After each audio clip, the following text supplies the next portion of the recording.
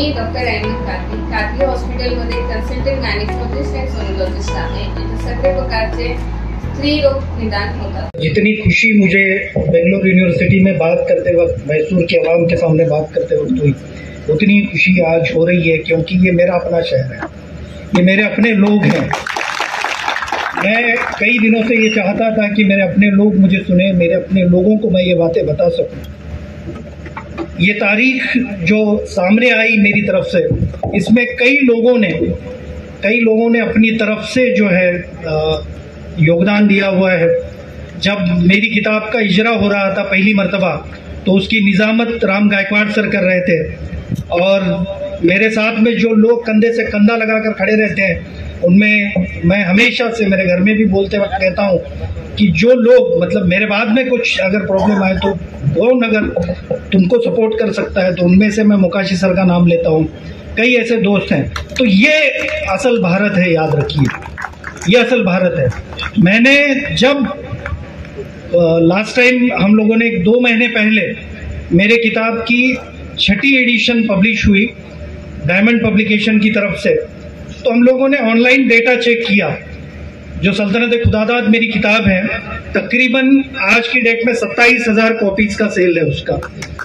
तो ये किताबें किन लोगों ने खरीदी, तो बड़ी अफसोस के साथ और बड़े फख्र से भी कहता हूँ, फख्र भी है अफसोस भी है, उनमें सबसे कम तादाद मुसलमानों की थी और सबसे ज्यादा तादाद तकरीबन 25,000 से ज्यादा तादाद जो है नॉन मुस्लिम की थी।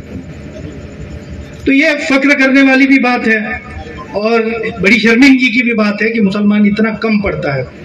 तो खैर, आसिफ भाई ने एक शेर पढ़ा था कि जितने बदमाश थे वो कप्तान बन गए।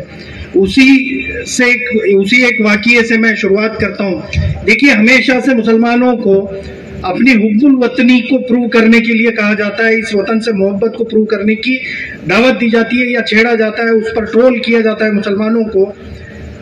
तो जब मुसलमान इस मुल्क के लिए अपना खून दे रहे थे, कुर्बानियां दे रहे थे, उस वक्त जो लोग आज तुमसे ये सवाल करते हैं कि तुम्हारा इस मुल्क से रिश्ता क्या है, वो लोग, वो पूना में बैठे हुए बदमाश, कल्चरल बदमाश क्या कर रहे थे उस जमाने में जब हमारे उलमा कुर्बानियां दे रहे थे, जब हमारे उलमा लाहौर से लेकर दिल्ली की सड़कों तक उनकी गर्दनें लटकी हुई थी। उस वक्त पूना के लोग क्या कर रहे थे, जब अशफाकुल्लाह सूली चढ़ रहे थे, उस वक्त पूना के लोग क्या कर रहे थे, जब हुतात्मा कुर्बान हुसैन बलिदान दे रहे थे, उस वक्त ये लोग, जो लोग ये आज सवाल करते हैं कि मुसलमान इस मुल्क से मोहब्बत करता है कि नहीं, वो लोग कर क्या रहे थे उस वक्त जब इस मुल्क की आजादी के लिए जंग लड़ने की जरूरत थी। तो उम्बरठा नाम की एक किताब है, तुकाराम महाराज के वंशज हैं सदानंद मोरे, वो अपनी किताब में लिखते हैं, ज्यावेळेस हा देश उभा राहत होता, ज्यावेळेस या देशासाठी बलिदान द्यायची वेळ येत होती, ज्यावेळेस या देशासाठी साळी माळी तेळी कोळी मुसलमान मराठा सगळे लढत होते, त्यावेळेस पुण्यातले ब्राह्मण काय करत होते, ये मैं नहीं कह रहा हूं, ये कौन कह रहे हैं, सदानंद मोरे कह रहे हैं, तुकाराम महाराज के वंशज। वो कहते हैं कि ज्यावेळेस हे सगळे लोक लढत होते भारताला स्वतंत्र करण्यासाठी, त्यावेळेस पुण्यातले ब्राह्मण काय करत होते, तर सदानंद मोरे लिहितात त्यांच्या पुस्तकामध्ये, हे मी नाही माझ्याकडून सांगत नाही, सदानंद मोरे लिहितात की मी त्यावेळेसची कागदपत्र पाहिली, त्यावेळेस एक वर्तमानपत्र माझ्या हातात पडलं आणि त्याच्यामध्ये लिहिलं होतं की इंग्रजांच्या विरोधात लढणं हा धर्मद्रोह आहे। पुण्यातले लोक वर्तमानपत्रात त्यावेळेस लेख लिहित होते, जे लोक तुम्हाला तुमची राष्ट्रनिष्ठा, राष्ट्रप्रेम, देशभक्ती सिद्ध करण्यास सांगतात ते लिहित होते। ज्यावेळेस तुम्ही हुतात्मा पत्करत होता, बलिदान देत होता, त्यावेळेस ते काय लिहित होते की इंग्रजांच्या विरोधात लढणं धर्मद्रोह आहे, कारण ही जी व्हिक्टोरिया राणी भारतावर राज्य करते, ही दुसरी तिसरी कुणीही नसून ती पुराण कथेतल्या विकोटवती देवीची वंशज आहे। आणि याच्यानंतर पुन्हा हे एवढं करून पुण्यातले लोक थांबतील कसं? मग हे एवढं लिहिल्यानंतरही इथला बहुजन भारताच्या स्वातंत्र्यासाठी लढणारा तो थांबत नाहीये, हे पाहिल्यानंतर त्यांनी पुन्हा एक नवी अफवा पसरवली।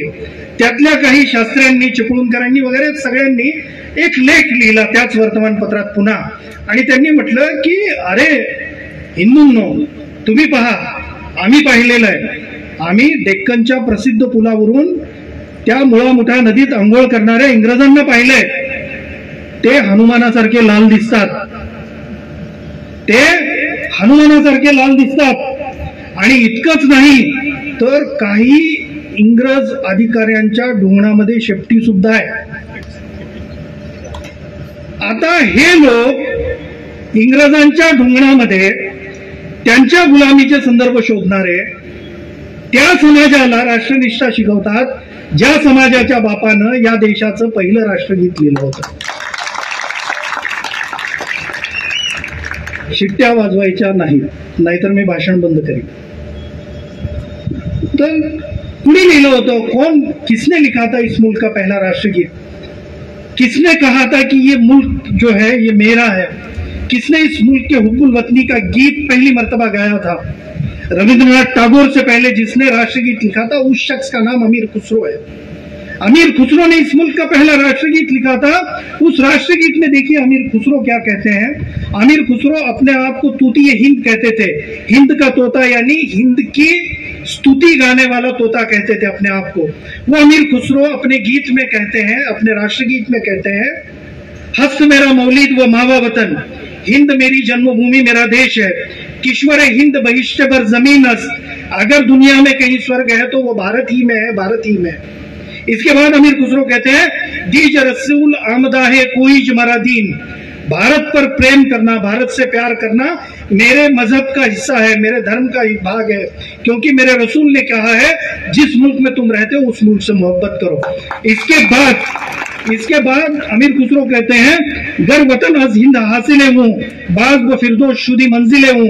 अमीर खुसरो कहते हैं हजारों साल एक माशूका अपने आशिक से बिछड़ने के बाद जब वो एक दूसरे से मिलते हैं और मिलने के बाद वो दोनों को जितनी खुशी होती है उतनी ही खुशी भारत के बाहर से भारत में वापस आने के बाद अमीर खुसरो को होती है. उसके बाद अमीर खुसरो कहते हैं, देखिए अमीर खुसरो क्या कहते हैं. अमीर खुसरो ने जो लिखा है वो इतना जबरदस्त है, आज हर चौराहे पे ये लिखकर लगाने की जरूरत है. अमीर खुसरो उस राष्ट्रगीत में कहते हैं, बरू शुद्ध दुई अज सरे तुर्क व हिंदू के हिंदुस्तान बा खुरासा यके खुद. अमीर खुसरो कहते हैं, मैं मराठी में बोलता हूं, अमीर खुसरो कहते हैं, भारत हा माणसांचा देश आहे, त्याला माणसांचा देश राहू द्या, त्याला हिंदू आणि मुसलमान अशा धर्मामध्ये विभागून त्याचं नरक बनवू नका. इससे अच्छा राष्ट्रगीत, इससे अच्छा राष्ट्रगान शायद ही भारत में किसी ने लिखा होगा. और ये कब लिखा गया है? रविंद्रनाथ टैगोर से तकरीबन 600 साल पहले. और जिस अमीर खुसरो ने ये राष्ट्रगान लिखा, राष्ट्रगीत लिखा, उस अमीर खुसरो की कौम को ये लोग जो अंग्रेजों की दलाली कर रहे थे, जो अंग्रेजों की दलाली के लिए अपने मजहब में से रेफरेंस तलाश रहे थे, वो लोग ये कह रहे हैं कि बताओ इस मुल्क से तुम्हारा रिश्ता क्या है. वो ये हिम्मत क्यों कर सकते हैं? वो ये क्यों पूछते हैं? वो ये सवाल करने की ताकत कहां से लाते हैं? वो ये सवाल क्यों करते हैं? क्योंकि उन्हें पता है कि जिस कौम में से मौलाना आजाद पैदा हुए थे, जिस कौम में से इकबाल पैदा हुए थे, जिस कौम में से इब्ने खल्दून पैदा हुए थे, उस कौम ने इल्म से नाता तोड़ दिया है. ये कौम हमसे फाइट ही नहीं कर सकती. और जब ये इनके अंदर कॉन्फिडेंस जागता है तो ये लोग किस तरह की हिस्ट्री लिखते हैं मुसलमानों की, किस तरह से मुसलमानों के ताल्लुक से बातें करते हैं, पता है आप लोगों को? टीपू सुल्तान की तारीख की तरफ आने से पहले मैं टीपू सुल्तान की तारीख या मुसलमानों की तारीख किस तरह से लिखी जाती है उसके 3-4 रेफरेंसेस आपके सामने रखता हूं. पूना यूनिवर्सिटी के वाइस चांसलर मनमोहन सिंह के मुंह बोले बेटे प्रोफेसर डॉक्टर नरेंद्र जाधव, उनकी एक किताब है आमी आणि आमचा बाप, 150+ एडिशन निकल चुके हैं उस किताब के. उस किताब में जो महाराष्ट्र का कैम्ब्रिज कहा जाता है पूना यूनिवर्सिटी को, उस यूनिवर्सिटी का वाइस चांसलर, इंडिया का प्लानिंग कमीशन का मेंबर, वो लिखता है कि मैं जब इकबाल का सारे जहां से अच्छा तराना पढ़ता हूं तो इकबाल की हुब्बुल वतनी को सलाम करने को दिल कहता है, मगर मेरे दिल में सवाल उस वक्त पैदा होता है जब यही इकबाल सारे जहां से अच्छा लिखने वाला पाकिस्तान चला जाता है. अब ये जो हजरत हैं जो लिख रहे हैं, ये पूना यूनिवर्सिटी के वाइस चांसलर रह चुके हैं, और ये क्या लिखते हैं कि इकबाल पाकिस्तान बनने के बाद पाकिस्तान चले गए। आइए थोड़ा सा क्रॉस चेक करते हैं हम लोग। इकबाल की डेथ कब हुई? 1938 में। पाकिस्तान कब बना? 1947 में। और पूना यूनिवर्सिटी का वाइस चांसलर इकबाल को उनकी इंतकाल के 10 साल बाद पाकिस्तान भेज रहा है। उनके इंतकाल के बाद 10 साल बाद पाकिस्तान भेज रहा है। वो क्यों भेज सकता है? क्योंकि उसको पता है मुसलमान जवाब नहीं देने वाला है। उसके अंदर एक अना पैदा हो गई है, वो जानता है कि मुसलमानों को इन चीजों से कोई लेना देना नहीं है। फिर हम लोग आगे बढ़ते हैं। फिर ये भाजपाइयों के सबसे प्यारे सावरकर की एक किताब है साहस सोनेरी पाने। सावरकर की किताब में सावरकर ने टीपू सुल्तान के ताल्लुक से बहुत ही गंदी गंदी बातें लिखी हुई हैं। और वो कहते हैं, सावरकर कहते हैं अपनी किताब में की टीपू सुलतान हा हिंदू प्रपीडक आणि क्रूर कर्मा होता, त्यानं लक्षावधीचा संकेत हिंदू स्त्रियांना पाठवलं वगैरह वगैरह। अब ये सारी चीजें जिस किताब में लिखी गई है साहस सोनेरी पाने में, उस किताब में सावरकर लिखते हैं की मी हे जे काही लिहिलंय ते मूळ संदर्भांवर आधारित असं लिहिलंय।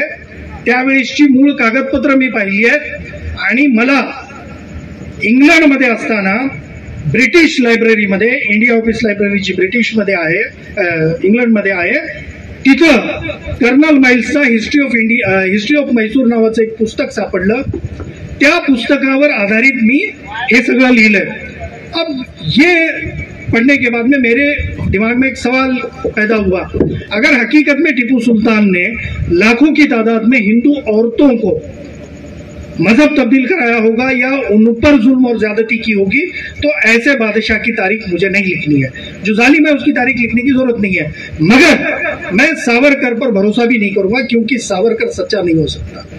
तो मैंने क्रॉस चेक करना शुरू किया और इंडिया ऑफिस लाइब्रेरी लंदन की उसको एक ईमेल लिखा, और ईमेल में मेरे पहले बीएन पांडे ने भी ये रेफरेंस दिया हुआ है, उनकी किताब भी देख सकते हैं, उससे पहले मोहिबुल हसन साहब ने भी दिया हुआ है।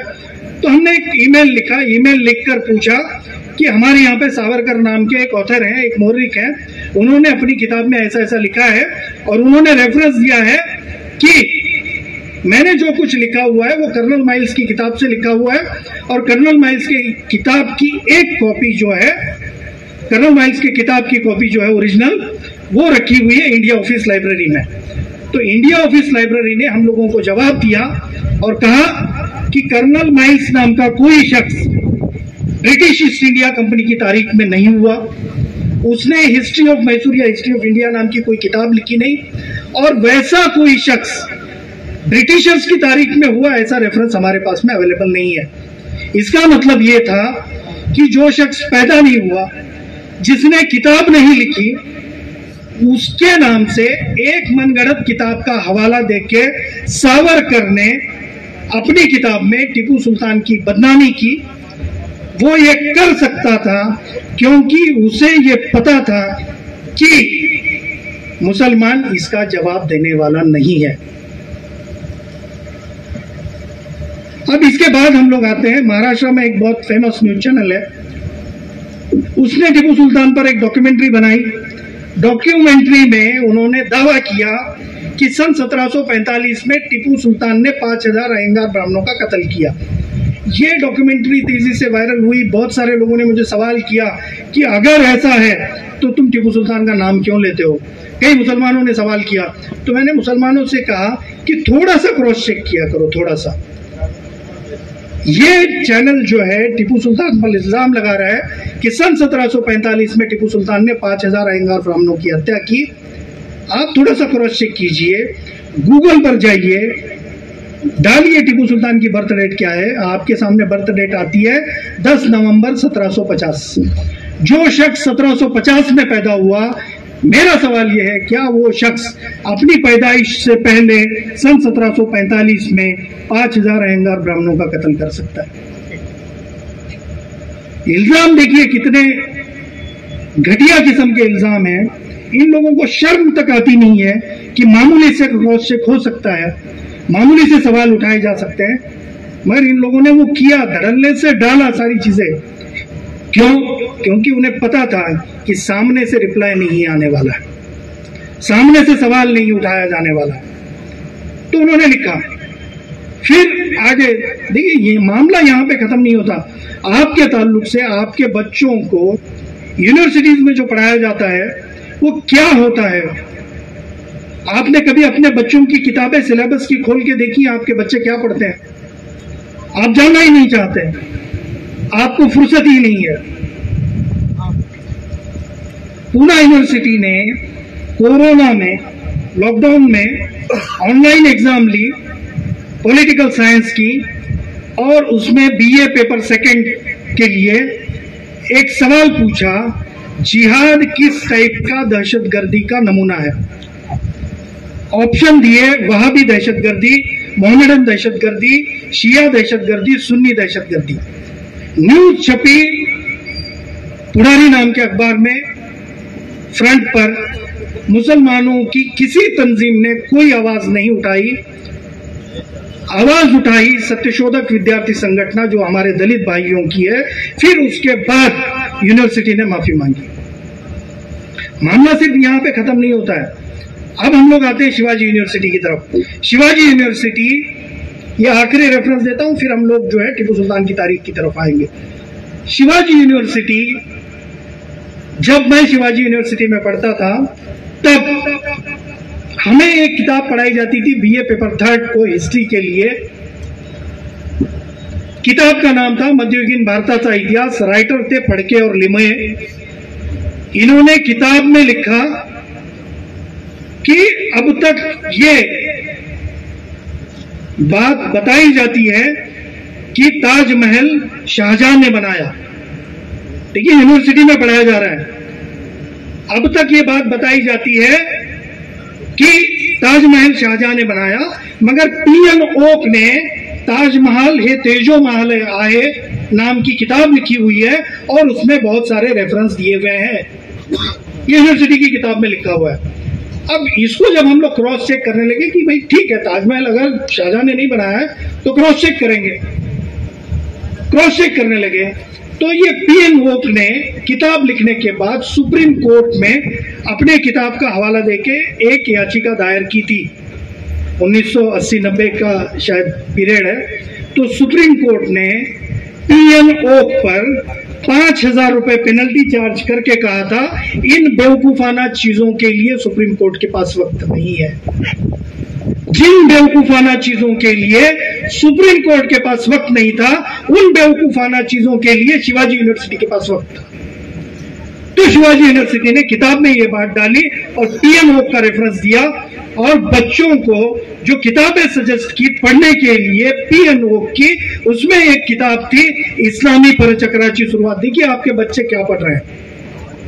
यूनिवर्सिटी में किताब पढ़ाई जा रही है, उस किताब की इंडेक्स में पढ़ के सुनाता हूं आपको। आपके बच्चों को सिलेबस में जो चीजें पढ़ाई जा रही हैं उसकी इंडेक्स पढ़ के सुनाता हूं। नंबर 1 जो पीएन ओक की इस्लामी परचक्राची शुरुआत नाम की किताब है, जो यूनिवर्सिटी रिकमेंड कर रही है बच्चों को सिलेबस में, क्या है पता है इसमें? इंडेक्स बायलिया गयासुद्दीन बलबन, यानी हिजड़ा गयासुद्दीन बलबन, यूनिवर्सिटी की लैंग्वेज है ये। बायलिया गयासुद्दीन बलबन। नंबर 2 इस्लामी कामुकतेत भरडली गेलेली रजिया सुल्तान, इस्लामी सेक्सुअलिटी का शिकार बनी हुई रजिया सुल्तान। ये आपके ताल्लुक से पढ़ाया जा रहा है, याद रखिए। नंबर 3 हिजड़ियांचा शौकीन अलाउद्दीन खिलजी, ये यूनिवर्सिटी में पढ़ाया जा रहा है, यूनिवर्सिटी में। और मेरी कौम में से 1997 से ये किताब पढ़ाई गई, 2007 तक एक सवालिया निशान नहीं उठाया, एक सवाल नहीं किया गया, क्योंकि हम लोगों ने ऑब्जेक्शन के लिए इन चीजों को वैल्यू ही नहीं दी। ये किताबें कब से पढ़ाई जा रही हैं? 1980 से आप सिलेबस निकाल करके देखिए। 1990 में मैं जब 4वीं 5वीं या उस दौर में पढ़ रहा था तो उस वक्त 2 किताबें हमें पढ़ाई जाती थी, शायद उस दौर के लोग यहाँ पे मौजूद होंगे कुछ। वो 2 किताबों के नाम क्या थे? एक थी छान गोष्ठी, दूसरा एक छान गोष्ठी, दूसरा वही छान गोष्ठी भाग 2। इन किताबों में क्या पढ़ाया जाता था? अब हमारे कुछ सेक्युलर भाई जो है कर्नाटका में लास्ट गवर्नमेंट में भगवत गीता पढ़ाई गई तो कहने लगे कि सेक्युलरिज्म खतरे में आ गया। अरे सेक्युलरिज्म बीजेपी के दौर में थोड़ी खतरे में था, वो तो नाम निहाद के सेक्युलर लोगों के दौर में खतरे में था, उन्होंने गला घोटा है इसका। और ये जो छान गोष्ठी नाम की 2 किताबें थी, ये उस वक्त चीफ मिनिस्टर कौन थे? शरद पवार साहब थे। और इन किताबों में क्या पढ़ाया जा रहा था? शबरीची बोरं, रावणाची 10 तोंड, रामाचा वनवास, ये किताबों में पढ़ाया जा रहा था। जब बच्चे किताबों के अंदर रामायण और महाभारत पढ़ेंगे तो ये बच्चे 92 में बाबरी मस्जिद को बचाएंगे नहीं बल्कि तोड़ेंगे जाके, क्योंकि उनको पढ़ाया गया है, उनके दिमाग में ये ठूसा गया। तो ये हिस्ट्री है। मैं सिलेबस पे सवाल उठाता हूं तो कई लोग पूछते हैं कि सिलेबस पे क्यों सवाल उठाते हो। मैंने आरटीआई दायर किया था बाल भारती में, उन लोगों से सवाल किया हम लोगों ने कि 1947 के बाद से लेके 2010 तक मुसलमानों के कितने ऑथर, कितने अदीबों, कितने शायरों के टॉपिक्स, कविता, शायरी आपने सिलेबस में पढ़ाई? सिर्फ 3 नाम मिलते हैं 70 साल में। आप नामदेव की मुखबानी पढ़ाते हो, तुकाराम महाराज के अभंग पढ़ाते हो, रामदास का अखंड पढ़ाते हो, ज्ञानेश्वर महाराज का पसायदान पढ़ाते हो। इस मुल्क में अगर सेक्युलरिज्म है, समता है, तो आप बंदा नवाज की मुखबानी क्यों नहीं पढ़ाते? आप बंदा नवाज की दखनी कविताएं क्यों नहीं पढ़ाते? हजरत राजू खत्ताल ने जो पसायदान के ऊपर लिखा हुआ दखनी कविताओं का नज्म, वो क्यों नहीं पढ़ाते? आप किताबों के अंदर दखनी शायरी क्यों नहीं पढ़ाते? आप किताबों के अंदर ख्वाजा मोइनुद्दीन चिश्ती का एक वाकया क्यों नहीं पढ़ा सकते? जब आप रामायण और महाभारत पढ़ा सकते हैं तो ये चीजें क्यों नहीं पढ़ाते? आपको रिप्रेजेंटेशन क्या दिया गया है किताबों में? आपका रिप्रेजेंटेशन ख्वाजा मोइनुद्दीन चिश्ती नहीं है किताबों के अंदर। आपका रिप्रेजेंटेशन राष्ट्रगीत लिखने वाला अमीर खुसरो नहीं है सिलेबस की किताबों के अंदर। आपका रिप्रेजेंटेशन कौन है किताबों में? हिजड़ा गयासुद्दीन। आपका रिप्रेजेंटेशन किताबों में कौन सा है? इस्लामी कामुक्ते बरडली गेलीली रजिया सुल्तान। आपका रिप्रेजेंटेशन किताबों में कौन सा है? अफजल खान। आपका रिप्रेजेंटेशन किताबों में कौन सा है? शाइस्ता खान की उंगलियां। ये रिप्रेजेंटेशन है आपका। फिर क्यों मॉब लिंचिंग नहीं होगी? 70 साल हम लोगों ने गफलत की नींद सोई हुई है, उसके बाद ये मॉब लिंचिंग हो रही है। रोना आज अगर आप रो रहे हैं तो इन आंसुओं की कोई अहमियत नहीं, अल्लाह के सामने याद रखिए, कोई अहमियत नहीं है। खैर ये चीजें तो अलग एक मौजू हो सकता है इस पर, सिलेबस के ऊपर। हम लोग आते हैं टीपू सुल्तान की तरफ।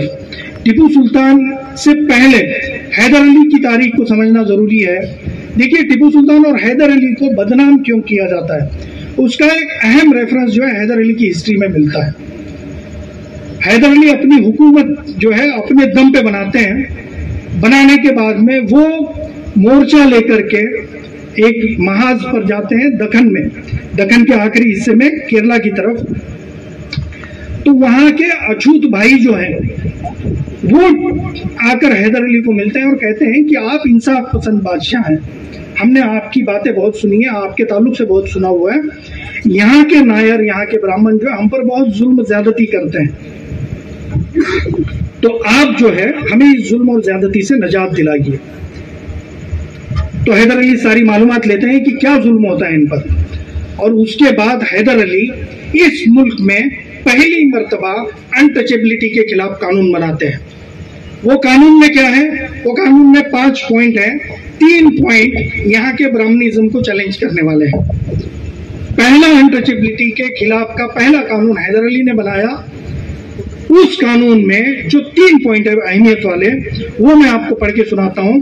हैदर अली उस कानून में लिखते हैं, नंबर एक, मैंने उर्दू नहीं लाया तो मैं मराठी ही मेरे पास है तो वही पढ़ के सुनाता हूं। नंबर 1 हैदर अली कहते हैं, आजच्या पूर्वी नायरांच्या वरातीत, त्यांच्या लग्नात, त्यांच्या घोड्यामागे अस्पृश्यांना नग्न पळावे लागत होते. ही अमानवी प्रथा या आदेशान्वये बंद करण्यात येते. नंबर 1.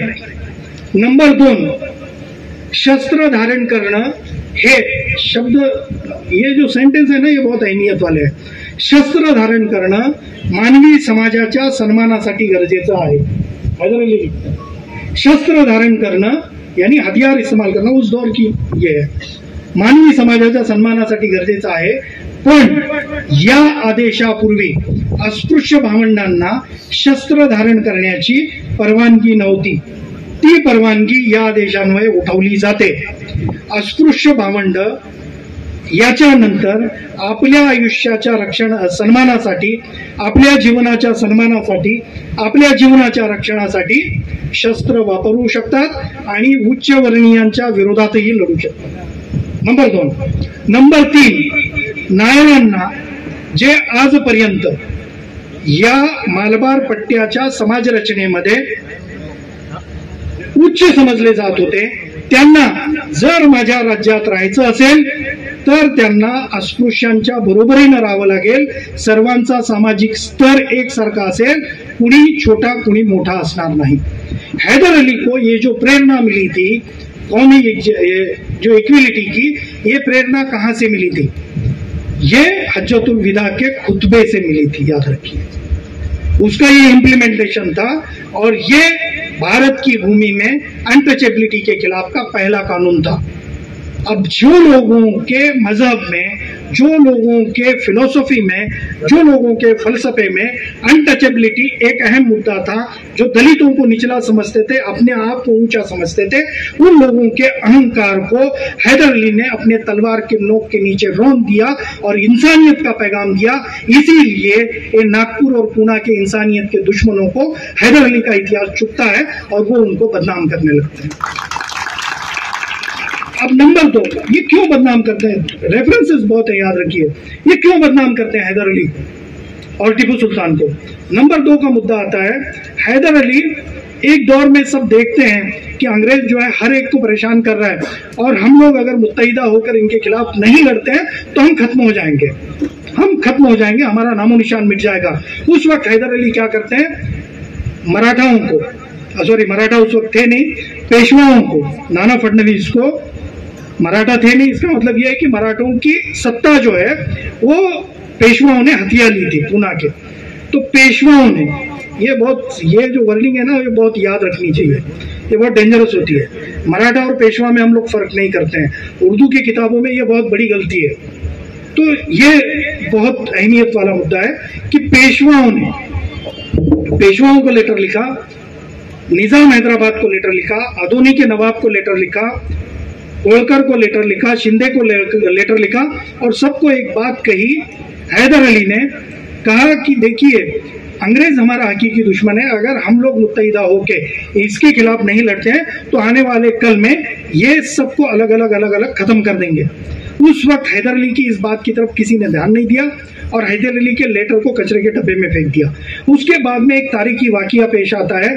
राघोबा दादा जो है वो अंग्रेजों की मदद लेके सूरत से पूना पे अटैक करता है. उसके बाद नाना फडणवीस की आंखें खुलती हैं और नाना फडणवीस कहता है कि नहीं, हैदर अली जो बात कह रहा था वो बिल्कुल सही है, हमें अब अंग्रेजों के खिलाफ मुत्तहिदा होकर लड़ना चाहिए. और वो हैदर अली को लेटर लिखता है, निजाम को लेटर लिखता है, अदोनी के नवाब को लिखता है, सारे दक्षिणी हुकूमतों को लेटर लिखता है और कहता है कि हम लोग जो है अपने मुल्क की हुकूमतों को बचाने के लिए एक जगह आएंगे. उसके बाद इन लोगों में एक एग्रीमेंट होता है. उस एग्रीमेंट के तहत हैदराबाद दक्कन में लड़ने की जिम्मेदारी निजाम हैदराबाद पे दी जाती है, जो मुसलमान है, जानबूझ के अंडरलाइन करना पड़ता है. अदोनी के नवाब पर दी जाती है, वो भी मुसलमान है. हैदर अली पर दी जाती है, वो भी मुसलमान है. पेशवाओं पर दी जाती है, वो ब्राह्मण है. होलकर शिंदे पर दी जाती है. मगर तारीख के पन्ने गवाह हैं, जब यह मुआहदा होता है उसके बाद में सबको जिम्मेदारी दी जाती है. उस वक्त हैदर अली के पीठ पे कैंसर की जख्म होती है, फोड़ा होता है. और हैदर अली की उस वक्त की जो उम्र है वो 60 साल की है, याद रखिए. 60 साल की उम्र में घोड़े पे बैठना मुमकिन नहीं है और कैंसर की जख्म लेके बैठना तो नामुमकिन चीज है. ऐसे वक्त में, ऐसे हालत में हैदर अली ये जो मुल्क के हुकूमतें हैं, इनके इत्तेहाद को कायम रखने के लिए घोड़े पे बैठते हैं, 60-70 हज़ार की फौज लेकर कभी मालबार के किनारे पे जाते हैं, कभी मद्रास में जाते हैं, कभी धारवाड़ में जाते हैं, कभी नरसिंह नारायण पेट की छावनी में जाते हैं। तकरीबन 700-800 किलोमीटर का सफर जो है उस एरिया में करके अंग्रेजों को हराने लगते हैं। जब अंग्रेजों के खिलाफ हैदर अली लड़ते हैं, उस वक्त ना पूना के पेशवा जंग के मैदान में उतरे, ना होलकर उतरे, ना निजाम हैदराबाद उतरे जो मुसलमान था, ना अदोनी का नवाब उतरा जो मुसलमान था। कोई जंग के मैदान में नहीं उतरा। वाहिद हैदर अली ऐसा शख्स है जिसने अपने पीठ पर कैंसर की जख्म लेके इस मुल्क पर अंग्रेजों की हुकूमत ना आए इसके लिए जंग के मैदान में उतरकर अंग्रेजों से जंग शुरू की और इस हद तक जंग लड़ी कि कैंसर की जख्म की तरफ का इलाज न करने की वजह से नरसिंह नारायण पेट की छावनी में उन्हें शहादत देनी पड़ी। मैं शहादत कह रहा हूं, आप लोग टीपू सुल्तान को ही शहीद समझते हैं, ऐसा नहीं है। शहादत हैदर अली ने भी दी हुई है, तो शहादत देनी पड़ी। अब ये एक तरफ ये चीजें हो रही हैं, एक शख्स पीठ पर कैंसर की जख्म लेके 60 साल की उम्र में लड़ रहे हैं। उस वक्त पूना के पेशवा ये सारी चीजें देख रहे हैं, सोच रहे हैं कि हैदर अली 60 साल की उम्र में पीठ पर कैंसर की जख्म लेके मद्रास के अंग्रेजों को हरा सकता है, उनको इस मुल्क से बाहर धकेल सकता है, मंगलोर के अंग्रेजों को हरा सकता है, तो आने वाले कल में ये हैदर अली पूना के पेशवाओं को भी खत्म कर सकता है। तो उस वक्त इन पेशवाओं के खुराफाती दिमाग में एक दूसरी आइडिया जन्म लेती है और पेशवा नाना फडणवीस जो अंग्रेज भागकर जा रहे थे, जो टीपू सुल्तान इस मुल्क में अंग्रेजों की हुकूमत ना आए इसके लिए पीठ पर कैंसर की जख्म लेके लड़ रहा था, उसके खिलाफ में अंग्रेजों को लेटर लिखते हैं और क्या कहते हैं कि आपको हैदर अली से डरकर भागने की जरूरत नहीं है, आपकी मदद हम करेंगे। देखिए, इसमें दो चीजें साफ होती हैं। एक शख्स पीठ पर कैंसर की जख्म लेके इस मुल्क को गुलाम करने वाले अंग्रेजों के खिलाफ लड़ रहा है, और दूसरा जो देशभक्ति की ठेकेदारी लेके बैठे हुए हैं, जिनके बच्चे आज उनके बाप दादा वो अंग्रेजों की तरफदारी कर रहे हैं, जो अंग्रेज इस मुल्क को गुलाम बना कर गए। तो ये जो तारीख है हैदर अली और टीपू सुल्तान की, ये इनके सीने में चुभती है और इसीलिए ये लोग हैदर अली को बदनाम करते हैं। अब हैदर अली का इंतकाल होता है, इंतकाल के बाद में हैदर अली टीपू सुल्तान हुकूमत में आते हैं। टीपू सुल्तान हुकूमत में आने के बाद अब सावरकर ने तो लिखा है की लक्षावधीच्या संख्येत हिंदू स्त्रियांना पाठवा म्हणून पहिल्या दरबारात टीपूने आदेश दिला। मैंने क्रॉस चेक करने की कोशिश की, पहले दरबार में क्या टीपू सुल्तान ने हिंदू पुरुषांच्या सुनता करण्याचा आदेश दिला होता? मैंने क्रॉस चेक करना शुरू किया तो मुझे एक उनका हुक्मनामा मिला जो उन्होंने पहले दरबार में दिया हुआ था। अब टीपू सुल्तान ने हुक्मनामा तो दिया है जैसे सावरकर बोलते हैं, मगर उस हुक्मनामे में क्या लिखा है? उस हुक्मनामे में टीपू सुल्तान ने क्या लिखा है? वो हुक्मनामा किसको लिख कर दिया है टीपू सुल्तान ने? वो लिख कर दिया है किसको लिख कर दिया है? अपनी आवाम को लिख कर दिया है। और क्यों लिख कर दिया है? कि मैं हुकूमत में आने के बाद ये चीजें तुम्हारे लिए करूंगा। इस अहदनामे की एक कॉपी जो है वो आज भी कोलकाता के एशियाटिक सोसाइटी में अवेलेबल है, आप देख सकते हैं। ये अहदनामे में टीपू सुल्तान ने क्या लिख कर दिया अपने अवाम को? हुकूमत में आने के बाद अपने अवाम को क्या लिख कर दिया? टीपू सुल्तान लिखते हैं, मैं मराठी लाया हूं, उर्दू नहीं ला सका तो माफ चाहता हूं, मैं मराठी में ही पढ़ के सुनाता हूं आपको। मी सुल्तान टीपू सल्तनते खुदादादचा प्रमुख असे जाहीर करतो की मी माझ्या राज्यात कोणत्याही प्रकारचा धार्मिक आणि वंशीय भेदभाव न करता माझ्या रयतेचे नैतिकतेच्या पातळीवर प्रबोधन करून त्यांच्यात सामाजिक सुधारणा करण्याचा प्रयत्न करेन। नंबर 2, त्यांच्या सुखासाठी, त्यांच्या यानी किसके? रयत के, आम आवाम के, त्यांच्या सुखासाठी व त्यांच्या व्यावसायिक व राजकीय प्रगतीसाठी, जो डेमोक्रेटिक कंसेप्ट है, याद रखिए, आवाम की राजकीय और व्यावसायिक प्रगति, ये जो कंसेप्ट है ये पोस्ट डेमोक्रेटिक कंसेप्ट है, डेमोक्रेसी के बाद के कंसेप्ट है। और ये शख्स डेमोक्रेसी का निजाम इस दुनिया में पैदा होने से पहले डेमोक्रेसी के अंदाज में सोच रहा है और लिख रहा है अहदनामे में, अपने अवाम को लिख कर दिए हुए अहदनामे में की मी त्यांच्या सुखासाठी, रयतेच्या सुखासाठी, त्यांच्या व्यावसायिक व राजकीय प्रगतीसाठी नेहमी प्रयत्न करेन. नंबर 3, ये जो है ना व्यावसायिक आणि राजकीय प्रगति, ये क्या है मैं आपको बाद में बताता हूँ. नंबर 3, शेवटच्या श्वासापर्यंत सल्तनते खुदादादच्या एक इंच भूमीच्या रक्षणासाठी प्रयत्न करेन. नंबर 4, मुस्लिम समाजात धार्मिक व नैतिक पातळीवर समन्वय घडवण्याचा प्रयत्न करेन. नंबर 5, इंग्रजांना, अब ये जो पॉइंट है ये बहुत अहम है. टिपू सुलतान क्या लिख रहे हैं? इंग्रजांना जे आपल्या देशाचे, क्या वर्ड है, जे आपल्या देशाचे वास्तविक शत्रू आहेत त्यांना या देशातून बाहेर काढण्यासाठी संपूर्ण हिंदुस्थानातील लोकांना एकत्र आणणार. गांधी ने जो आजादी के लिए जन आंदोलन की कंसेप्ट बताई थी, वो जन आंदोलन की कंसेप्ट गांधी पैदा होने से 100 साल पहले टिपू सुल्तान ने बताई थी. उसके बाद निष्पाप आणि लाचार रयतेला जमीनदार आणि जागीरदारांच्या अन्यायातून मुक्त करेन.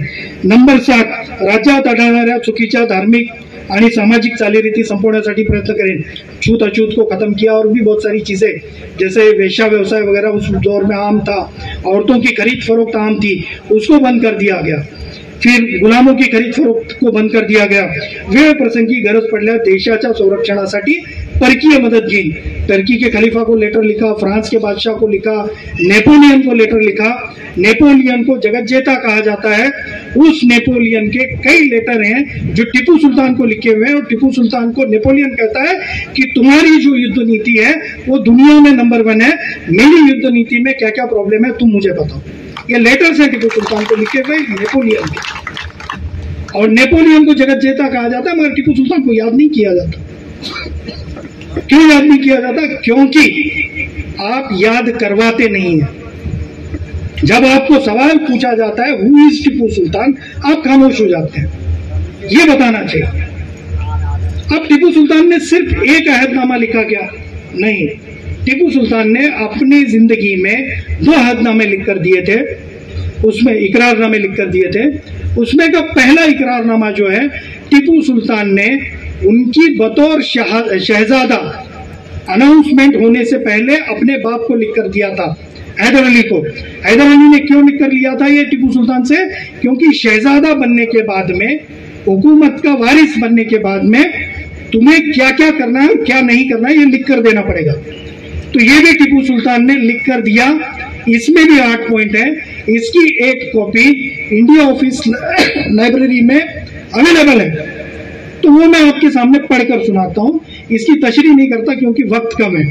टिपू सुल्तान देखिए, जब बतौर शहजादा सिलेक्ट किया जा रहा था इनको, 2 बेटों में से एक को, नहीं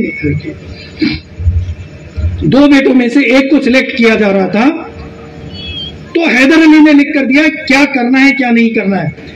तो उसमें टिपू सुल्तान लिख कर देते हैं, ईश्वरी आचार संहितेप्रमाणे म्हणजे पुराणातील मार्गदर्शक तत्वाप्रमाणे जीवन जगण्याचा प्रयत्न करेन. ईश्वरी आचार संहितेत निषिद्ध अशी कोणतीही कृती करणार नाही. तशी कृती केल्यास जी शिक्षा असेल कुराणमध्ये नमूद केलेली ती मला द्यावी. एक शहजादा लिख कर दे रहा है. नंबर 2, शासकीय खजिन्यात चोरी अथवा अपहार करणार नाही. तसे केल्यास मला फाशीची शिक्षा देण्यात यावी. एक बादशाह का बेटा लिखकर दे रहा है, देखिए. नंबर 3, खोटारडेपणा, ये तो बहुत इंपॉर्टेंट है आज के दौर में. खोटारडेपणा आणि धोकेबाजी केल्यास फाशीची शिक्षा देण्यात यावी. नंबर 3, पित्याच्या इच्छेविना कोणाकडूनही भेटवस्तू आणि पेशगीची रक्कम स्वीकारणार नाही. तसे केल्यास मला नाक कापून राज्यातून बेदखल करावे. नंबर 5, राज्याच्या हिताशिवाय अन्य कोणत्याच प्रकरणात लक्ष घालणार नाही. तसे केल्यास मला फाशीची शिक्षा देण्यात यावी. नंबर 6, सरकारला माझी गरज पडल्यास, त्यांनी कोणत्याही लष्करी मोहिमेवर पाठवल्यास वरिष्ठांच्या सल्ल्याने काम करीन. यानी बादशाह का बेटा होने का कोई घमंड नहीं है इसमें. वरिष्ठांच्या सल्ल्यानं काम करीन. त्यात कसूर केल्यास मला फाशीची शिक्षा देण्यात यावी. नंबर 7, कोणतेही पत्रव्यवहार, आर्थिक व्यवहार तुमच्या इच्छेप्रमाणेच करीन. तुम्ही ठरवून दिलेल्या आचारसंहितेप्रमाणेच करीन. जर तसे केले नाही तर जी शिक्षा इकरारनाम्यात नमूद आहे ती देण्यात यावी। अब नंबर 8, एफिडेविट लिखने के बाद हम लोग लिखते हैं आजकल कोर्ट में कि ये जो कुछ लिखा है मैंने मेरी मर्जी से लिखा है वगैरह वगैरह। तो टिपू सुलतान लिखते हैं हे जे काही शब्द मी लिहून दिले आहेत ते माझ्या इच्छेप्रमाणे लिहून दिले आहेत आणि ते मी मुखोद्गत केलेले आहेत आणि हे देखील मान्य करतो की मी वरील वचननाम्याप्रमाणेच काम करीन। जर त्याचा भंग केला तर जी शिक्षा नमूद आहे ती देण्यात यावी। अब इसमें जिस तरीके से सावरकर बताते हैं, क्या हिंदुओं के जबरदस्ती धर्मांतर की बात की गई है? क्या हिंदू औरतों पे बलात्कार की बात की गई है? कोई एक पॉइंट उठाकर दिखाइए, कोई एक पॉइंट उठाकर दिखाइए। अब टीपू सुल्तान हुकूमत में आते हैं। हुकूमत में आने के बाद टीपू सुल्तान वो जो जंग हैदर अली अधूरी छोड़कर गए थे, दूसरी मैसूर वार, उसको पूरा करते हैं। उसके बाद में तीसरी जंग होती है, फिर निजाम पेशवाओं के साथ में जंग होती है। तकरीबन 600-700 अलग अलग महाज पे 20 साल के दौरे हुकूमत में लड़ते हैं। लड़ने के बाद में वो चौथी मनहूस जंग जो है आती है। वो चौथी मनहूस जंग के 2-3 वाक़ये बता के फिर बाद में टीपू सुल्तान की थोड़ी जो नॉन पॉलिटिकल हिस्ट्री है वो बताकर मैं खत्म करता हूँ, 15 मिनट लगेंगे बस। तो ये जो आखिरी जंग है, ये आखिरी जंग में किसने गद्दारी की थी? मीर सादिक, आप लोगों को नाम पता है। पर ये जो मीर सादिक है ये नंबर 2 का गद्दार है। ये मीर सादिक जो है ये नंबर 2 का गद्दार है। नंबर 1 का गद्दार कौन है? पंडित पूर्णैया। ये पंडित पूर्णैया ने क्या किया? तो ये पंडित पूर्णैया के पास टीपू सुल्तान ने रॉकेट लॉन्चर्स दिए हुए थे। आपको तो पता है रॉकेट लॉन्चर्स, आप टीपू सुल्तान को फादर ऑफ रॉकेट्स कहते हैं, मगर Tipu Sultan father of rockets नहीं है।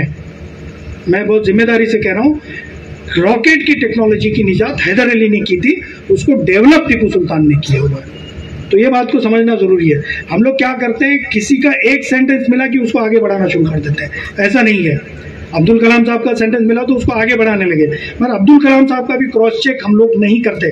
अब्दुल कलाम साहब का फोटो लगाया बैनर के ऊपर, हम लोगों को लगता है कि हमने बहुत बड़ा तीर मारा है, मगर आप लोगों को शायद पता नहीं होगा, एनआरसी के अंदर पहली अमेंडमेंट वाजपेयी के दौर में अब्दुल कलाम साहब के सिग्नेचर से हुई थी। और मुसलमानों की बेवकूफी ये है, एनआरसी के खिलाफ आंदोलन में फोटो लेके नाच रहे हैं अब्दुल कलाम का। जिस अब्दुल कलाम ने वो घटिया कानून बनाया, उसी अब्दुल कलाम को अपना आदर्श बना के आप नाच रहे थे। ये जो आइकॉन्स है ये आप पे थोपे जाते हैं, याद रखिए, आप में गुलामाना ज़हनियत को आम करने के लिए अक्सरियत की तरफ से। ये समझना बहुत जरूरी है। आइकॉन्स की थ्योरी जब तक समझेंगे नहीं तब तक आप सियासत नहीं कर पाएंगे। आइकॉन्स आपको सियासत करने के लिए मजबूर करते हैं, इसलिए आपके सामने आइकॉन्स होना जरूरी है। और ये जो घटिया सोच हम लोग लेके बैठे हैं, इस्लाम एक गैर सियासी मजहब है, ये बिल्कुल झूठ है। इस्लाम शुरुआत से लेके आखिर तक सियासत है और एक हद दर्जे की इंसाफ पसंद सियासत है। आप इसको अगर नहीं समझेंगे तो आपकी जिंदगी में प्रॉब्लम आएगी। सियासत का नाम इस्लाम है, इस्लाम का नाम सियासत है। तो यही सियासत जो है टीपू सुल्तान ने की थी। तो टीपू सुल्तान की जो चौथी मैसूर जंग है, उसमें ये जो पंडित पूर्णैया है, ये पंडित पूर्णैया गद्दारी कैसे करता है? तो टीपू सुल्तान ने रॉकेट लॉन्चर्स पंडित पूर्णैया के पास दिए हुए हैं। कुछ किताबों में 1000 है, कुछ किताबों में 5000 है, कुछ में 10,000 है। हम पकड़ लेते हैं 3-4 हजार दिए हुए हैं, 3000 पकड़ लेते हैं। चलिए, तो ये पंडित पूर्णैया को कहा गया है, आप जब भी जाएंगे जरूर जाइए श्रीरंगपटना। जाएंगे तो गुंबद आला की तरफ जब आप जाते हैं तो राइट साइड में ईदगाह मैदान लगता है। उस ईदगाह मैदान में पहले एक वॉच टावर हुआ करता था।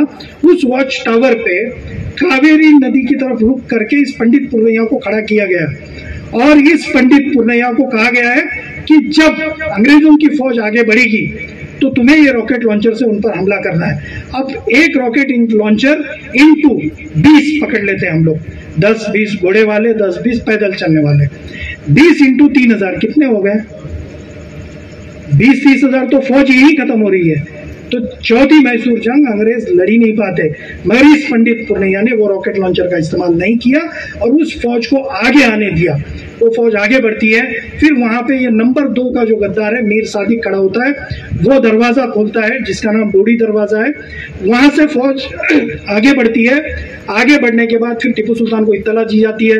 टिप्पू सुल्तान जंग के महाज पे आते हैं और लड़ते लड़ते शहीद हो जाते हैं। अब शहादत होने के बाद टिप्पू सुल्तान की 2 अहम वाकयात पेश आते हैं। उनमें से एक अहम वाकया जो इंडिया की पूरी तारीख की सीरत को बयान करता है वो ये है, एक सोल्जर है जिसका नाम नागप्पा है, वो लहू लुहान पड़ा हुआ है, अपनी जिंदगी की चंद सांसें गिन रहा है।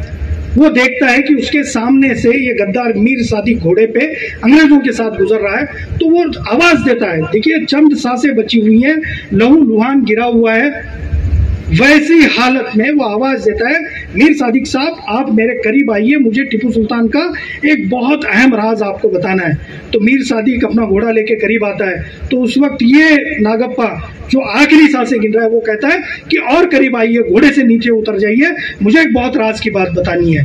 तो फिर वापस आता है, नीचे उतरता है। जैसे ही ये नीचे उतरता है तो ये नागप्पा अपनी तलवार लेता है, जो आखिरी सांसें गिन रहा है, जो मौत की कगार पे है, वो तलवार उठाता है और ये कहते हुए गर्दन कलम करता है कि तू गद्दार है, मेरे बादशाह के खिलाफ तूने गद्दारी की, तुझे जीने का हक नहीं है।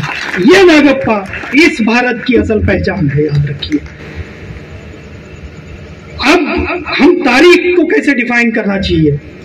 गद्दारी करने वाला मीर सादिक मुसलमान, जिसके खिलाफ गद्दारी की टिप्पू सुल्तान मुसलमान, जिसके साथ मिलकर की वो अंग्रेज क्रिश्चियन, मजहब का मुद्दा ही नहीं है कहीं पर भी। अब टिप्पू सुल्तान की शहादत होती है, नागप्पा की शहादत होती है, पूरे किले में अफरा तफरी मचती है। उसके बाद में लोग भागने लगते हैं। खुर्शीद मुस्तफा रिजवी साहब ने अपनी किताब वो लड़की को नजर की है, उसका वाकया बताता हूँ। तो एक ब्राह्मण लड़की जो है अपने घर के चौखट पे बैठी हुई है और ये तमाशा देख रही है, लोग भाग रहे हैं। तो ब्राह्मण लड़की वो लोगों को कहती है कि तुम लोग क्यों भाग रहे हो, तुम लोग क्यों भाग रहे हो? तो लोग कहते हैं कि अपना बादशाह खत्म हो गया, मर गया, हमारा अब यहाँ पर कोई नहीं है, तो हमें भाग जाना चाहिए। तो वो लड़की कहती है, ब्राह्मण लड़की जो नाबालिग है 16-17 साल की, वो कहती है, नाबालिग यानी अब की एज के हिसाब से बता रहा हूँ, तो वो कहती है बादशाह मर गया तो क्या हुआ, बादशाह शहीद हो गया तो क्या हुआ, बादशाह के बेटे हैं, हम उनकी लीडरशिप में लड़ेंगे। मगर उसकी बात कोई नहीं सुनता है, वो भागने लगते हैं। तो ये ब्राह्मण लड़की अपने घर में जाती है, अपने बाप की तलवार उठाती है, लड़ते लड़ते उसी जगह शहीद होती है जहां पर टिप्पू सुल्तान की लाश है। ये ब्राह्मण लड़की, ये नागप्पा इस मुल्क की असल पहचान है, याद रखिए। इस मुल्क की सीरत और सूरत जिसको ये लोग बदलने चले हैं, उसकी असल हकीकी सूरत, हकीकी सीरत ये अमीर खुसरो, ये नागप्पा और ये ब्राह्मण लड़की और टिप्पू सुल्तान है, जिसको समझने की जरूरत है, जिसको अलग तरीके से डिफाइन करने की जरूरत है। अब टिप्पू सुल्तान की तारीख खत्म होती है। टिप्पू सुल्तान की तारीख खत्म होने के बाद में टिप्पू सुल्तान का इतिहास यहीं पे खत्म होता है क्या? नहीं, टिप्पू सुल्तान का एडमिनिस्ट्रेशन है, टिप्पू सुल्तान की किताबें हैं, टिप्पू सुल्तान का फलसफा है, टिप्पू सुल्तान का डॉक्टरी पेशा है, टिप्पू सुल्तान की यूनिवर्सिटीज हैं। उस पर एक 5-10 मिनट में नजर डालता हूँ, उसके बाद में मैं अपनी जगह लेता हूँ। वक्त थोड़ा सा ले रहा हूँ, माफी चाहता हूँ, मगर ये जरूरी है क्योंकि आप लोग बाद में मिलने वाले नहीं हो। तो टिप्पू सुल्तान जो है ये एक अच्छे डॉक्टर भी थे, याद रखिए। टिप्पू सुल्तान के तकरीबन 550 लेटर जो है मैंने और वाइज ने मिलकर अभी मराठी में तर्जुमा किए हुए हैं, वो इंशाल्लाह अगले महीने में मराठी में शाया होने वाले हैं। उनमें के कुछ लेटर्स मैं आपके सामने पढ़कर सुनाता हूँ। उसमें खास बात यह है, उन लेटर्स में सर 10 मराठी पत्र आहेत त्याच्यात, मोडी लिपीत लिहिलेली टिप्पू सुलतानने। म्हणजे जे लोक महाराष्ट्राशी टिप्पू सुलतानचं नातं काय असा जे प्रश्न विचारतात ना, त्यांच्यासाठी ही पत्र उत्तर आहेत। टिप्पू सुलतान नुसता कानडी भाषेचा प्रतिनिधी किंवा कानडी संस्कृतीचाही प्रतिनिधी नाहीये, तर टिप्पू सुलतान मराठी अस्मितेचा देखील नायक आहे। तर त्यांची अनेक पत्र आहेत, माझ्याकडे मोडी हुकुमनामा आहे, तो तुम्ही पाहू शकता, आमच्या ऑफिसमध्ये तो ठेवलाय मी। तर टिप्पू सुलतान हे निष्णात वैद्य होते, डॉक्टर होते। त्यांनी त्यांच्या आयुष्यात अनेक रुग्णांवर उपचार केले। त्याच्यामध्ये एक पत्र आहे, किशनराव नावाच्या जयेश कचेरीच्या मुत्सद्दीला लिहिलेलं ते पत्र आहे। त्याच्यामध्ये टिप्पू सुलतान लिहितात, 12 सप्टेंबर 1785चं पत्र आहे, ज्याचं मी भाषांतर केलंय. त्याच्यामध्ये टिपू सुलतान लिहितात, माहिती मिळाली की किशनरावला पिसाळलेल्या कुत्र्याने चावा घेतला आहे. पिसाळलेला आहे, पागल कुत्त्याने काटा आहे. आमची इच्छा आहे की त्याला हकीम मोहम्मद बेग यांच्या निगराणीखाली उपचारार्थ ठेवावे. त्याचे उपचार गांभीर्याने करावेत अशी हकीम साहेबांना सूचना द्यावी. त्याच्यावरती सातत्याने हिजामाचे उपचार करावेत आणि जखम उघडी ठेवावी. 6 महिन्यापर्यंत त्याच्यावर मलमपट्टी करू नये. ये टिपू सुल्तान लिख कर दे रहे हैं. इसके बाद में टिपू सुल्तान के एक दूसरे सरदार है चिश्तियार खान, उनको किडनी स्टोन की तकलीफ होती है. तो टिपू सुल्तान वो चिश्तियार खान को हकीम खाने से खुद दवाई बनाकर बेचते हैं. टिपू सुल्तान याद रखिए. और लेटर में लिखते हैं 14 बिहारी, टिपू सुल्तान का अपना एक कैलेंडर था, उसमें बिहारी यानी श्रावण को बहार वगैरह कहते हैं ना, तो वो बिहारी 14 बिहारीचे पत्र मिळाले. तुम्ही सूचना दिली आहे की दौलत खान मुतखड्याच्या आजाराने ग्रस्त आहेत. त्यांच्यासाठी हुजुरातीतून औषधं पाठवत आहेत. त्यांना वेगवेगळ्या बांधून मोहरा लावल्या आहेत. नंबर 1, उलट्यांचे औषध 4 तोळे गरम पाण्यात सकाळी पाजावे. पिल्यानंतर पित्ताचा त्रास होत असेल तर 8 तोळे गरम पाणी पावडर घालून, आता ती पावडर कोणती आहे मला माहित नाही, त्यामुळे लवकरच उलट्या थांबतील. जेव्हा 7-8 उलट्या होतील तेव्हा 6 तासानंतर भात आणि पातळ भाजी खाण्यासाठी द्यावी. त्याच्यानंतर पुढे दुसऱ्या दिवसाच्या सकाळसाठी वेगळे औषध आहे. हे औषध 8 तोळे सरबते साख आणि आबे बर्ग आणि तुर्बमध्ये मिसळून वापरावे. हे औषध 7 दिवस खावे. पथ्य काळी मिरची आणि गरम पदार्थांचाच आहे. जर अल्लाची इच्छा असेल तर 7 दिवसात मुतखडा निघून जाईल. हे टिपू सुलतानने केले. तो या टिपू सुलताननी आणखीन एक उपचार केले होते. टिपू सुल्तान के पास में एक अंग्रेज हकीम जो है टिपू सुल्तान को मिलने के लिए आया, तो उसके डायरी में ये सारे चीजें मौजूद हैं. उसमें लिखा हुआ है वो अंग्रेज हकीम के कि मैं टिपू सुल्तान की अपॉइंटमेंट लेके इंग्लिस्तान से, वो डॉक्टर लिखता है कि मैं इंग्लिस्तान से टिपू सुल्तान को मिलने के लिए आया. मेरे पे भरोसा मत कीजिए, आप गूगल पर ये चीजें डालकर क्रॉस चेक कर सकते हैं, तो अवेलेबल है. तो टिपू सुल्तान से मिलने आया. आने के बाद में वो श्रीरंगपट्टनम पहुंचता है. पहुंचने के बाद जो ऑर्डरली है उसको अपॉइंटमेंट लेने का वगैरह सारी चीजें बताता है. तो वो जाकर टिपू सुल्तान के तजुर्बा गाह में, जहाँ जिसे प्रयोगशाला वगैरह कहते हैं, वहां पर टिपू सुल्तान एक ऑपरेशन में मशगूल रहते हैं, उनको मिलता है और कहता है कि इंग्लिस्तान से एक हकीम आया हुआ है, वो आपसे मिलना चाहता है. तो टिपू सुल्तान कहते हैं कि उसको बुलाओ. तो इंग्लिस्तान का जो हकीम आया है वो कहता है कि मैं देखकर चौंक गया कि टिपू सुल्तान जंग में जख्मी एक सिपाही का इलाज कर रहे थे. उसकी नाक कटी हुई थी, उसके पैर पर का चमड़ा निकाल करके उसके नाक पर लगा रहे थे. इसे आज क्या कहते हैं? प्लास्टिक सर्जरी कहते हैं. आप गूगल, मेरे पे भरोसा मत कीजिए, हर चीज का क्रॉस चेक कीजिए. प्लास्टिक सर्जरी एंड टिपू सुल्तान डालिए आप गूगल पर, ये सारी चीजें मिल जाएंगी. हर चीज का क्रॉस चेक कीजिए. अब इसके बाद टिपू सुल्तान सिर्फ हकीम नहीं थे, उन्होंने कई चीजें की. बैरोमीटर नाम का एक जो ये है जिससे बुखार वगैरह चेक की जाती है, वो बैरोमीटर की निजात जो है इंग्लिस्तान में की गई थी. और टिपू सुल्तान को बैरोमीटर पर बनी हुई किताबों की मालूमात मिली. तो टिपू सुल्तान ने वो बैरोमीटर को मंगवाने के लिए अपने वहाँ के ऑफिसर को लिखा कि मुझे पता चला है कि बैरोमीटर नाम का एक ऐसी मशीन उन लोगों ने बनाई हुई है जिसका इस्तेमाल करने से मालूम होता है कि आदमी के जिस्म में बुखार कितने लेवल पर है. उसके 2 नुस्खे जो है हिंदुस्तान भेज दो. ये टिपू सुल्तान उस दौर में कर रहे हैं. तजुर्बे याद रखिए. फिर इसके बाद टिपू सुल्तान सिर्फ डॉक्टर नहीं है, टिपू सुल्तान ने कई किताबें लिखी. उन किताबों की तादाद देखिए. टिपू सुल्तान को जिंदगी कितनी मिली है? 1750 से 1799, 49 साल की जिंदगी. मुझे 49 साल की जिंदगी मिलती है तो मुश्किल से मैं 10 किताबें लिख सकता हूँ. मगर टिपू सुल्तान ने अपनी एक ही जिंदगी में 50 किताबें लिखी हैं. फिलोसफी पे, ग्रामर साइंस पे, अरबी कथा शास्त्र पे, फारसी कथा शास्त्र पे, काव्य शास्त्र पे, पोएटिक साइंस पे, ये सारी किताबें टिप्पू सुल्तान ने लिखी हुई हैं। एक एक किताब में कितनी बारीकी से टिप्पू सुल्तान ने लिखा है। फतुहात,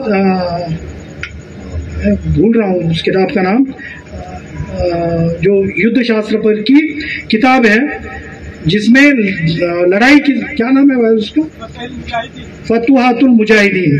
तो वो फतुहातुल मुजाहिदीन में टीपू सुल्तान ने जंग किस तरीके से लड़नी चाहिए, सोल्जर किस तरीके का होना चाहिए, सोल्जर की हाइट कितनी होनी चाहिए, उसने खाना क्या खाना चाहिए, घोड़ा किस तरह का होना चाहिए, घोड़े को कौन सा खाना खिलाना चाहिए, घोड़े को पानी कितने लीटर पिलाना चाहिए, कौन से माहौल में किस तरह से जंग लड़नी चाहिए, ये सारी चीजें लिखकर रखी हुई हैं।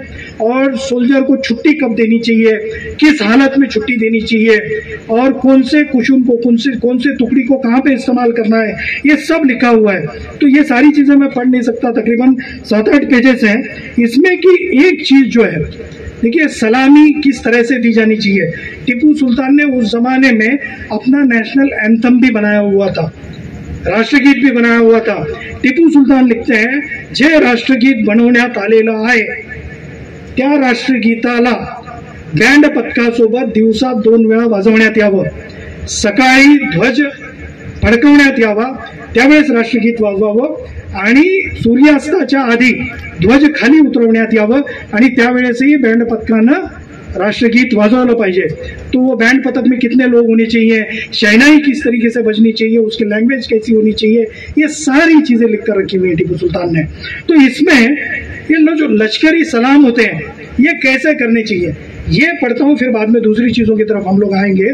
टीपू सुल्तान लश्करी सलाम कैसे करने हैं इसके ऊपर लिखते हैं। टीपू सुल्तान लिखते हैं, जर मीर बक्षी लष्कराचा आढावा घेण्यात आले तर त्यावेळी सर्वात पुढच्या पहारेकऱ्याजवळ पोहोचतील तेव्हा सरखेल आणि त्याच्या अखत्यारीत असणाऱ्या 24 सैनिकांनी त्यांना लष्करी सलामी द्यावी।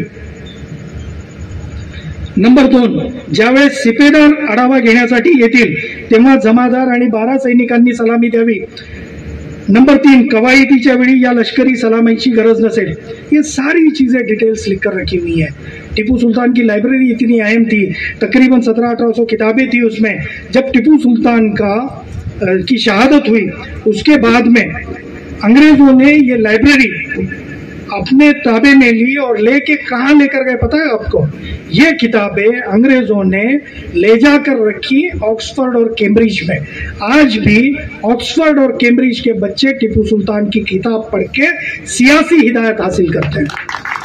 और इसके ऊपर क्रॉस चेक कीजिए, इसके ऊपर एक किताब है विलियम मूर की, descriptive catalogue of the late Tipu Sultan of Mysore. उसमें टीपू सुल्तान की लाइब्रेरी में कौन कौन सी किताबें थी, कौन सी किताबें कहाँ से लाई थी, ये सारी चीजें उस किताब में लिखी हुई है, नेट पर अवेलेबल है, आप देख सकते हैं। तो ये टीपू सुल्तान है। टीपू सुल्तान ने फिर 2 यूनिवर्सिटी बनाए थे जामिया अल उमूर नाम से। वो यूनिवर्सिटी में स्टडी कैसे होती थी पता है आपको? हमारे पास में सक्तीचा शिक्षणाचा कायदा है अभी, तो टीपू सुल्तान ने उस जमाने में आरटीई लाया था। काजी को जो टीपू सुल्तान ने हुक्मनामा दिया है वो हुक्मनामे की मेरे पास में कॉपी है। उसमें टीपू सुल्तान लिखते हैं, मस्जिद मधील शिक्षकांनी आणि विद्यापीठातील सर्व शिक्षकांनी राज्यातील मुलांना जमा करून दररोज पाठ द्यावेत, त्यांना वेगवेगळ्या भाषांचं तत्वज्ञानाचं शिक्षण द्यावं, त्यांची योग्य तयारी करून घ्यावी। त्या सर्व मुलांची नावे, त्यांच्या पालकांची नावे, त्यांच्या पुस्तकांची नावे याची माहिती दरवर्षी हुजुरातीत द्यावी। यानी सिलेबस क्या पढ़ा रहे हो? जर एखाद्याचे पाल्य, एक बच्चा किसी का पाल्य शिकण्यास येत नसेल तर शिक्षकांनी त्याची माहिती तालुकेदाराला द्यावी। ही माहिती मिळाल्यानंतर तालुकेदाराने मुलांना बोलावून शिक्षकांच्या सुपूर्द करावे। जर पालक त्या मुलाला शाळेत पाठवत नसेल तर तालुकेदारानं त्या पालकाला अटक करून त्याला चौकात 25 फटके मारण्याची शिक्षा द्यावी। सक्तीच्या शिक्षणाचा कायदा कधी केलाय? भारतानं स्वातंत्र्याच्या नंतर 1947च्या नंतर केलाय आणि टीपू सुलताननी कधी केलाय? 150 वर्ष आधी केलाय। हा फरक आहे। 1985 त्याच्या आधी टिपू सुलतानने केलाय 1790 म्हणजे 200 वर्षाला 5 वर्षच कमी पडतात. ताज्या बातम्या पाहण्यासाठी प्राईम महाराष्ट्र न्यूज चॅनलला सबस्क्राईब करा.